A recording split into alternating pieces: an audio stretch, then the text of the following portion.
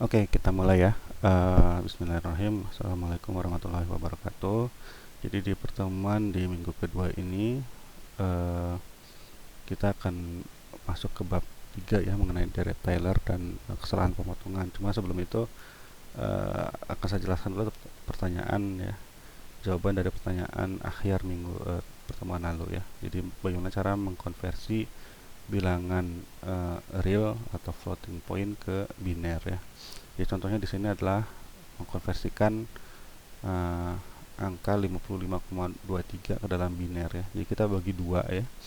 Kita bagi dua, kita konversikan dulu yang bagian 55, kemudian nanti yang bagian koma 23-nya di sebelah kanan ya.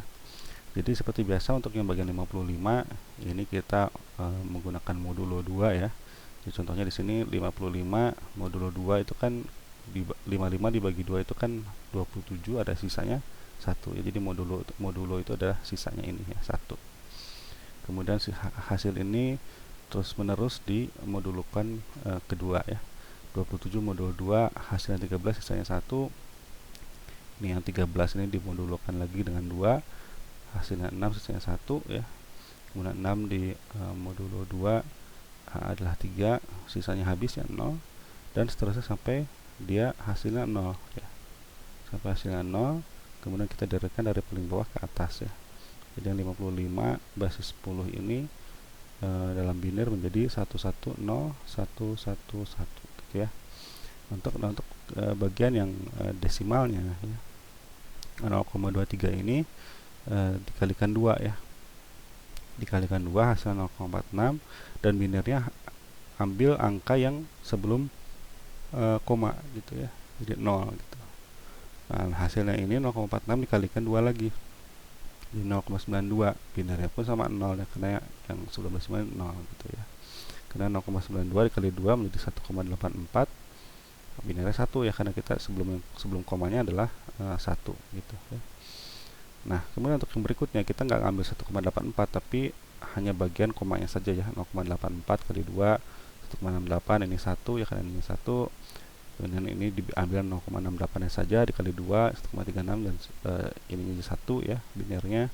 Kemudian diambil 0,36 saja kali 2, ini menjadi 0,72, jadi di sini 0 gitu ya. Kemudian 0,72 kali 2 jadi 1,44, karena ini 1 menjadi binernya 1 ya. Kemudian kita ambil 0,44 nya saja kali 2 gitu ya, menjadi 0,88, dan binernya 0 sini gitu ya. Nah, ini kalau kita teruskan ini akan panjang sekali ya, akan panjang sekali. Nah, ini sebenarnya harusnya iterasi ini kita berhenti ketika hasil ini pas di 1,0. Jadi kalau hasil udah pas 1,0 dia harusnya berhenti gitu ya. Cuman karena ini kalau kita menunggu sampai angka 1,0 ini kan akan lama, panjang sekali gitu ya. Makanya kita batasi, misalnya komputer 8 bit ya, kita batasi sampai sini gitu ya. Kalau komputernya 32 bit ya, seperti yang saya jelaskan di pertemuan yang lalu, ya kita yang bagian fraksional atau bagian desimal itu kan ada 21 bit ya, kalau tidak salah ya, ada 21 bit, kita berhenti di 21 gitu, ya. Seperti itu ya. Cuma kalau misalnya di sini adalah 0, nya bukan 0,23, misalnya 0,25 gitu ya. Itu hanya dalam 4 iterasi kita udah mendapatkan hasil 1,0 dan berhenti gitu ya. Itu mudah. Nah, jadi konversi 55,23 ini ke dalam biner ya. Itu yang bagian bilangan bulatnya itu adalah ini ya, kemudian yang bagian fraksionalnya adalah ini ya. Gitu. Nah, itu yang mudah-mudahan menjawab pertanyaan akhir, walaupun ini sebenarnya hanya pengetahuan tambahan ya, pengetahuan umum bagaimana konversi dari desimal ke biner gitu ya, walaupun ini bukan bagian dari materi utama di metode numerik gitu ya. Oke. Nah, sekarang kita masuk ke bagian inti kuliah kita di pertemuan kali ini ya, jadi tentang deret Taylor dan kesalahan pemotongan ya. Oke. Jadi objektif kuliah ini ya, jadi setelah mengikuti kuliah ini kalian bisa memahami dan menghitung kesalahan pemotongan, bisa menerangkan dan memperkirakan penjelaran kesalahan yang terjadi pada perhitungan ya. Nah, untuk itu sebelum kita memahami tentang kesalahan pemotongan, kita belajar dulu apa yang disebut deret Taylor ya. Nah, ini adalah salah satu deret yang cukup terkenal ya di antara banyak deret-deret yang ada gitu ya. Nah, ini mungkin di antara kalian ada yang bertanya-tanya gimana komputer itu menghitung cos X, sin X ya, eksponen X, kemudian log X dan lain-lain itu gimana gitu ya. Nah, ini ada pendekatan yang namanya deret Taylor ya. Nah, jadi fxi plus 1 atau fungsi pada titik X saat ini ya yang ditanyakan itu akan mendekati nilainya dengan nilai fungsi di titik X yang sebelumnya gitu ya. Nah, ini akan nilainya akan mirip ya kalau titik xi plus 1 itu mirip dengan nilai titik xi gitu ya. Nah, dia akan semakin mirip ya nilai fxi ini akan semakin dekat nilainya dengan yang sebenarnya kalau kita tambahkan faktor-faktor di belakangnya ini ya, faktor order ke-1 di mana kita tambahkan turunan pertama dari fungsi fxi ya, fungsi yang di titik sebelumnya dikalikan dengan selisih antara xi plus 1 dikurangi xi dibagi dengan 1 faktorial. Dan akan lebih akurat lagi kalau kita tambahkan order kedua ini, faktor order kedua, yaitu turunan kedua dari fxi dikalikan dengan masih dengan selisih ini, tapi sekarang dipangkatkan 2 dibagi dengan 2 faktorial dan begitu seterusnya ya, sampai kepada ketelitian yang kita inginkan ya. N bisa berapa saja, semakin besar nilai n-nya akan semakin presisi ya, nilai pendekatannya. Nah, ini ada satu faktor lagi namanya Rn ya. Ini Rn ini adalah residunya, jadi error antara yang nilai pendekatan dengan nilai sejatinya gitu. Nah, ini kalau sudah kita tambahkan Rn ya, kalau kita sudah tambahkan Rn di sini tidak lagi seperti ini simbolnya ya, tapi akan sama dengan saja gitu ya. Ini akan saya tambahkan pointer ya. Nah, begitu ya. Kalau kita sudah tambahkan residunya ya ini akan jadi sama dengan gitu ya. Nah, di sini contohnya ya untuk cos x ya. Jadi cos x ini adalah ini ya, fxi plus 1. Di sekitaran xi sama 0 adalah cos x sama hampir sama dengan cos 0 ya. Jadi fxi ya, xi nya 0 gitu, cos 0 ditambah dengan turunan pertama dari fxi, jadi turunan pertama dari cos x itu kan min sin x ya. Jadi min sin 0 dikali dengan selisih antara x dengan xi sama dengan 0, jadi di sini x saja gitu, dibagi dengan 1 faktorial gitu ya.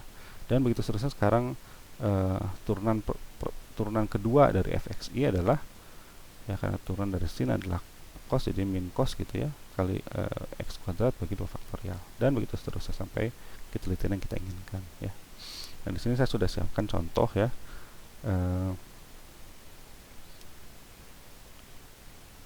Nah, contoh menggunakan Excel ya. Saya perbesar ya. Oke, ini deret Taylor ya. Nah, ini contoh yang cos X tadi ya. Cuma di sini saya gunakan contohnya X plus I ya. Jadi yang ditanyakan itu ya adalah pi per 3, sedangkan yang diketahui ya, XI itu adalah pi per 4. Nah, solusi sejati dari cos pi per 3 ya yang ditanyakan ini adalah 0,5 gitu ya. Solusi sejatinya ini kebetulan kita bisa menghitung ya. Kita bisa menghitung menggunakan kalkulator ataupun kita hafal cos dari 180 bagi 3 atau cos 60 itu adalah 0,5 gitu ya. Nah, sekarang kita akan menggunakan pendekatan deret Taylor untuk menghitung cos X ya, sebagaimana komputer melakukannya gitu. Nah, kita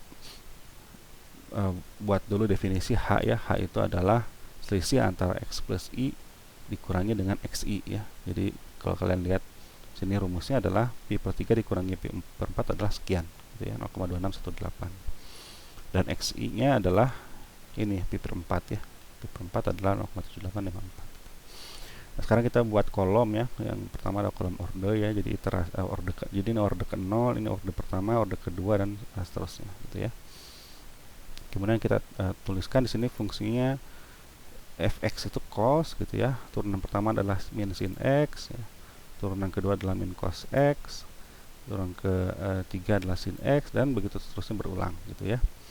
Nah, ini adanya kolom ini untuk memudahkan saja gitu ya, untuk saat memasukkan ke deret Taylor ya.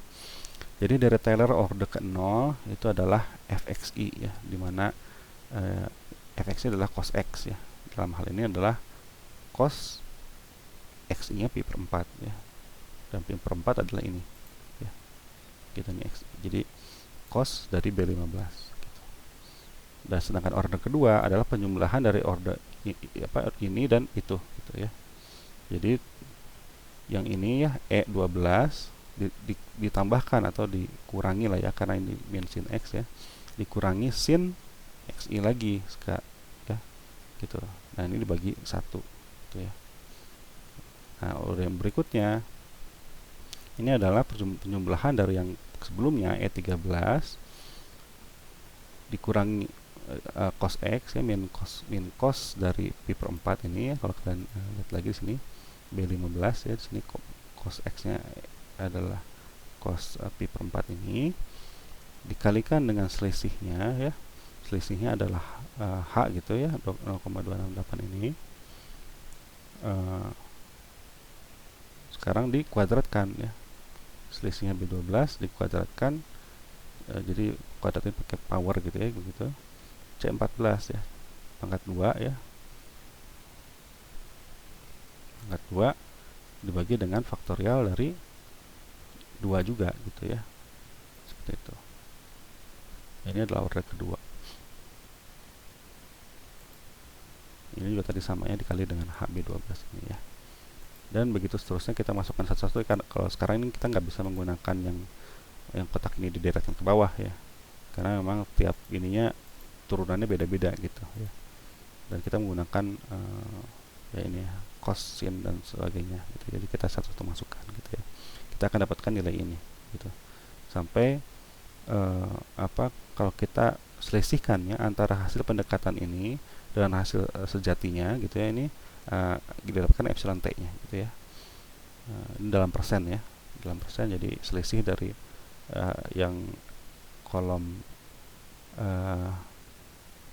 H ini ya, yang nilai sejati dikurangi dengan nilai ini dikali dengan 100 gitu ya. Nah, ini kita dapatkan pada order ke-6, barulah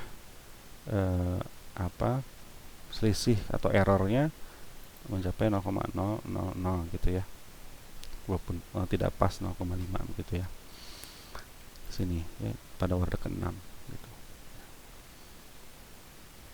Oke. Nah, itu apa yang dilakukan dari Taylor untuk menghitung cos x ya. Nah, sekarang kita kembali lagi ke PowerPoint sini ya. Jadi itu mudah-mudahan sudah mulai terbayang ya sekarang bagaimana dari Taylor bisa menghitung cos x gitu ya. Nah, Rn ini adalah kesalahan pemotongan tadi ya.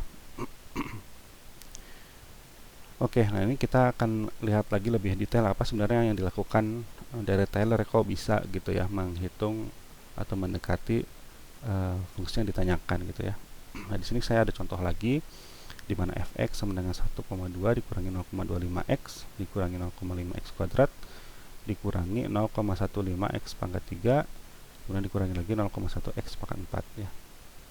Nah, di sini prediksikan harga fx pada xi plus 1-nya adalah 1 dan xi-nya adalah sama dengan 0 ya. Berarti di sini h atau selisih dari x plus i dikurang xi adalah 1 ya. Nah, pada order ke-0 ya, di mana fxi plus 1 itu hampir sama dengan fxi gitu ya. Jadi ini xi sama dengan 0, di sini x plus i nya 1 ya. Sekarang pada xi sama dengan 0, fxi adalah di sini gitu ya.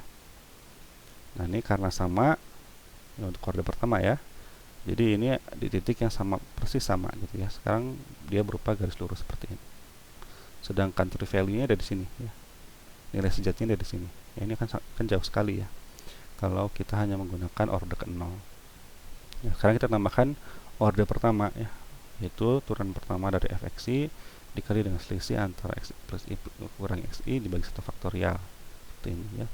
Kita tahu ya dari mungkin kalian sudah belajar di matriks 1 ataupun di kalkulus bahwa turunan pertama dari sebuah kurva ya, kurva fx ini ya, itu adalah merupakan slope atau kemiringan dari garis singgung terhadap kurva fx itu ya.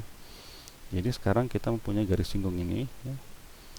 Punya garis singgung, jadi sesuai namanya ya, garis lurus yang menyinggung kurva ini di titik xi gitu ya. Nah, kita dapatkan ini ya, kemiringan ini slope gitu ya. Nah, ini kalau kita memasukkan order pertama, jadi ada faktor fxi ditambah turunannya. Jadi fxi kebetulan turunan pertamanya adalah negatif ya, slope-nya slope negatif, jadi dia turun ke sini gitu. Ya. Jadi sekarang semakin mendekati nilai sejatinya gitu. Nah, kalau sekarang kita tambahkan lagi faktor yang berikutnya ya, menjadi order kedua ini dia akan lebih turun lagi gitu ya. Karena sekarang kita memasukkan order 2 ya, yaitu turunan kedua, dan selisih dikuadratkan, ini akan mendapatkan garisnya bukan lurus lagi tapi jadi menjadi kurva gini ya. Jadi seperti ini. Ini akan lebih mendekati lagi gitu ya. Dan sekarang kalau kita tambahkan lagi order ke-3, ke-4 dan seterusnya, ini akan terus menambah garis-garis kurva ini gitu ya, sehingga sangat mendekati nilai sebenarnya gitu. Jadi inilah yang dilakukan oleh Dirac-Taylor ya, sehingga dia mendapatkan nilai yang mendekati nilai sejatinya gitu ya. Mudah-mudahan sekarang semakin terbayangnya apa yang dilakukan oleh Dirac-Taylor ya untuk menghitung fungsi-fungsi ini ya. Oke, itu ya Dirac-Taylor contohnya. Kemudian ini kalau kita summarize ya, jadi Dirac-Taylor itu ya ada pendekatan order ke 0 ya sampai ke fxi. Kemudian pendekatan order 1 itu ditambahkan 1 faktor turunan pertama. Kemudian pendekatan order kedua itu ditambahkan lagi ya faktor turunan kedua ya gitu.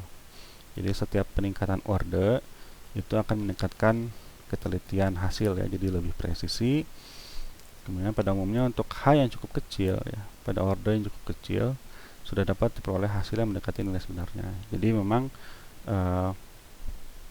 Dirac-Taylor ini tergantung dari H yang kita pilih gitu ya. H ini adalah selisih antara X plus I dan XI. Kalau kita lihat lagi ya, di sini kan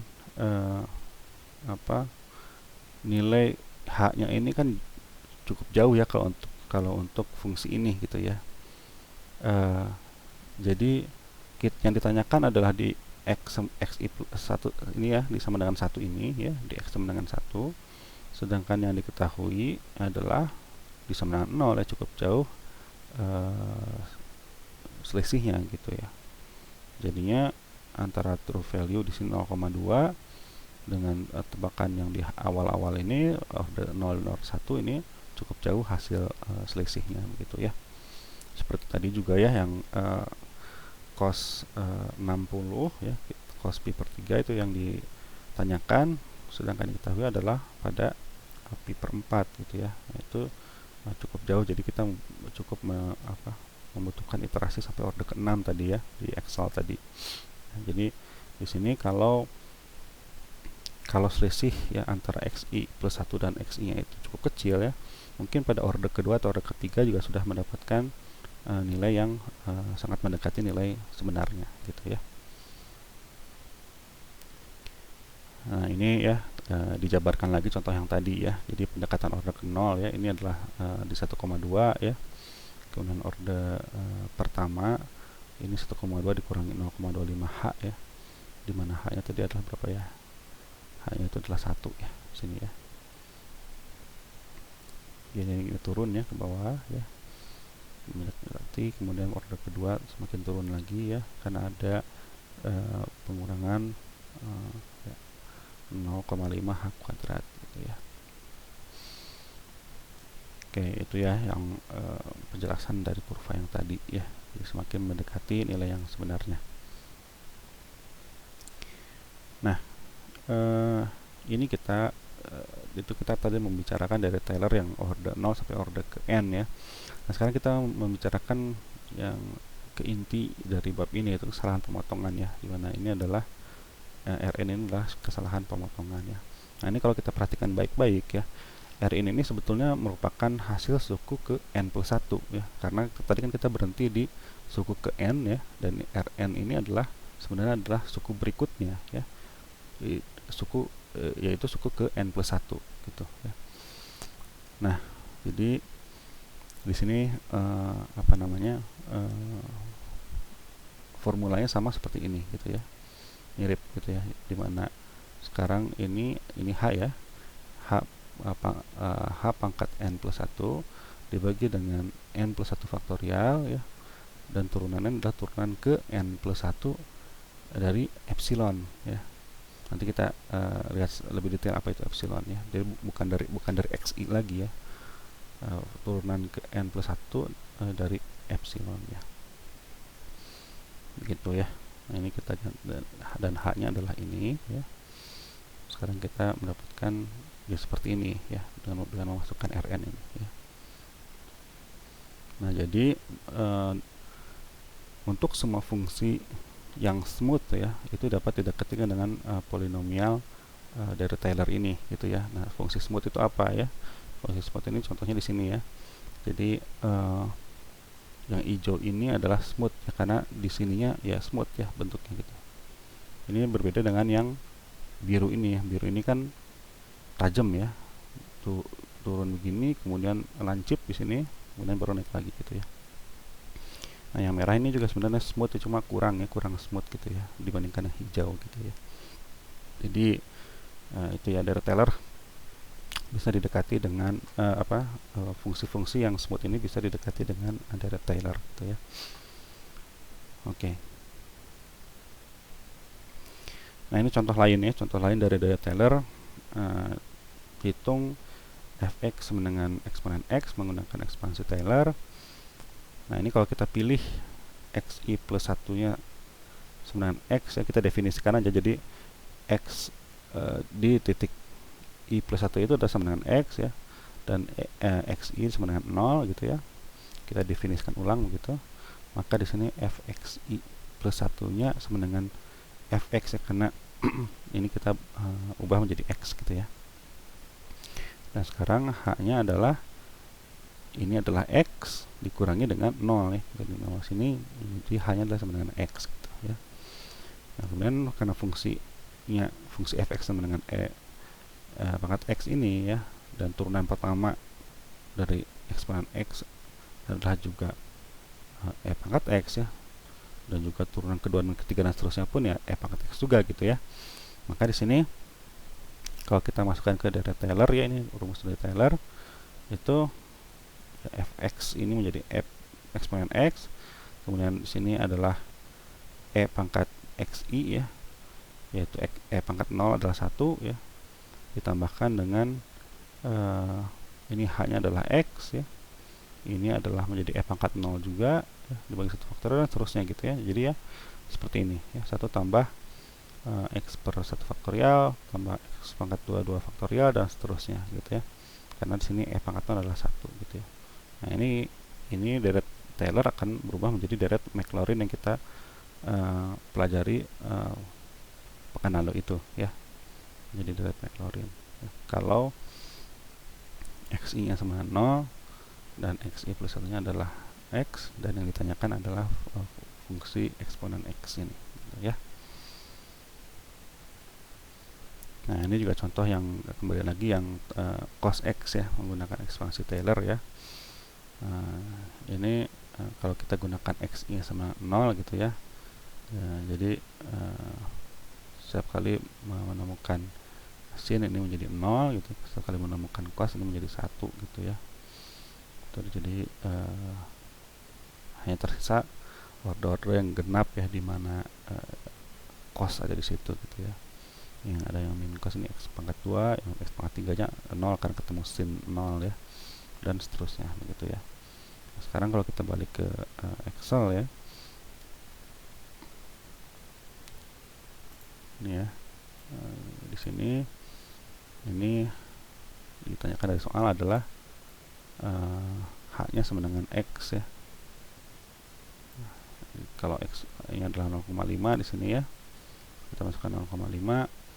Kemudian yang ditanya adalah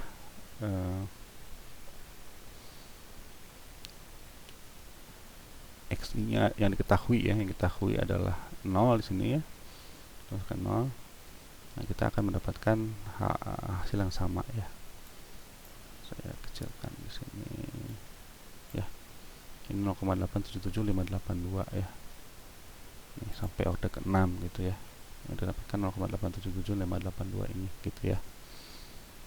Jadi kalau selisihnya diketahui 0,5 dan titik yang diketahui adalah 0 gitu ya, kita mencari cos 0,5 itu berapa. Cos 0,5 itu adalah ini gitu ya. Dan di sini selisihnya kebetulan sama ya, 0,5 juga karena kita memilih x-nya 0 gitu ya. Harusnya di sini adalah, kalau mau proper di sini adalah 0,5 ya, xi plus 1-nya 0,5 dikurangi dengan x-nya adalah 0 gitu ya. Gitu. Oke ya, itu ini saya kembalikan lagi. Nah, ini contoh yang cos X tadi yang udah kita bahas ya. Nah, ya di sini kita kembali lagi ke masalah pemotongan ya. Jadi bagian sisa tadi Rn ya, kita udah definisikan ini gitu ya. Nah, ini sekarang kita akan bahas epsilon itu apa gitu ya. Nah, di buku-buku itu dituliskan ya bahwa harga epsilon itu tidak diketahui secara pasti ya. Tapi yang jelas epsilon itu terletak di antara xi plus 1 dan xi gitu ya. Jadi kan kalau tadi orde ke 1 dan sampai orde ke n itu kan di sini fungsi turunan fungsi dari xi gitu ya. Sekarang epsilon, di mana epsilon ini itu lebih besar dibanding xi tapi lebih kecil dibanding xi plus 1 gitu ya. Nah, untuk mengetahui epsilon ini kita perlu menentukan harga turunan n ke 1 dari x gitu. Nah, untuk mendapatkan ini kita perlu tahu fx gitu. Fx ini adalah yang ditanyakan ya, yang ini di depan ini gitu ya.